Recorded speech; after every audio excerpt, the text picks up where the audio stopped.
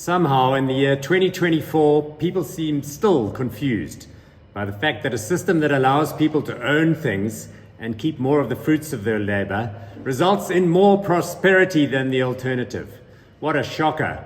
I'm talking about the superiority of capitalism, private businesses, a small state, and low taxes versus the opposite. Incredible. Individual liberty and freedom, better than the dead hand of socialism. You know, I did some traveling this year, including a tour of the capitalist parts of Asia, and it sharpened my sense of this issue. Those people, those crazy rich Asians, are on the move, man. The state is literally in the background. Everyone is focused on GDP growth. So let's see, how does the economy work where you live? There's a spectrum, right? On the one hand, you've got countries like the United States, South Korea, Singapore, high reliance on private initiative. And then on the other, you have the basket cases, North Korea, Cuba, etc., where the state runs everything. Shitty places. Look, I know that the politics in countries like the US and the UK seem very polarized, all the shouting, lots of rivalry, but note what is not being said. No one there believes they should nationalize the banks.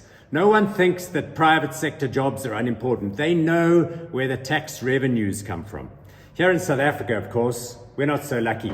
We get offered more and more of this dirigist bullshit year after year. The developmental state.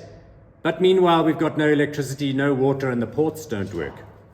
The South African economy has stagnated for the last decade. Formal sector joblessness remains chronic, above 30%. The unemployed poor have to make ends meet by hawking sweets on the sidewalk, guarding cars, or selling their bodies for sex. Our large formal businesses are going backwards. There were 700 companies listed on the JSE in 1999. There are fewer than 300 left. 27 of them were delisted last year. How many people work at the National Department of Trade and Industry? I looked it up. It's 1,140. What the fuck are they doing there? Who's the new Parks Tau? Yes, he's the minister. He was the mayor of Johannesburg back in the day. He's a professional revolutionary. I've met him. He's never done anything in the world other than politics since he was 16 and took part in the Soweto riots. The South African state has run out of money because it's got 1.5 million employees. And at the top end, they draw big salaries and most of them do fuck all. Do they ever cut jobs in the public sector? Never. In the private sector, 6 months of bad trading returns, out with a hatchet. The South African private sector does what it can, right? I mean, the grocery stores are keeping your fridge stocked. The cell phone companies are keeping your phone connected with all their capital spending. Private individuals and property owners, solar installations, the same generating capacity as one of those useless Eskom mega power stations. Those ones that they're keeping together with duct tape and cable ties. So despite only winning 40% of the vote, we're going to get another bite of the ANC's turd sandwich for the next 5 years as far as economic policy is concerned. The same wanked out ideas. What about the NHI? No money, no plan, no clue, but they rammed it through ahead of the election. And the new Minister of Health, he wants to keep going. They want to privatize private health care for ideological reasons only.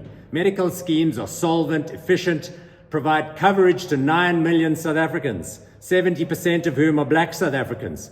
The middle classes in this country, you know, they pay the taxes and then pay for everything else and then pay for their healthcare, security, schooling. Look, I'm not going to beat around the bush. The recent election, the outcome, confirmed my view that the black middle classes in South Africa are politically immature. They should be the bedrock of honest voters in this country who prevent our spiral into populist ethnic identity politics. Instead, the most exciting development of the 2024 election was the emergence of the MK rabble in KZN. Young middle-class voters need to wake the fuck up. Anyone with a smartphone today has got access to more knowledge and experience than people that came from illustrious families 20 years ago. Do some basic economic reading, please.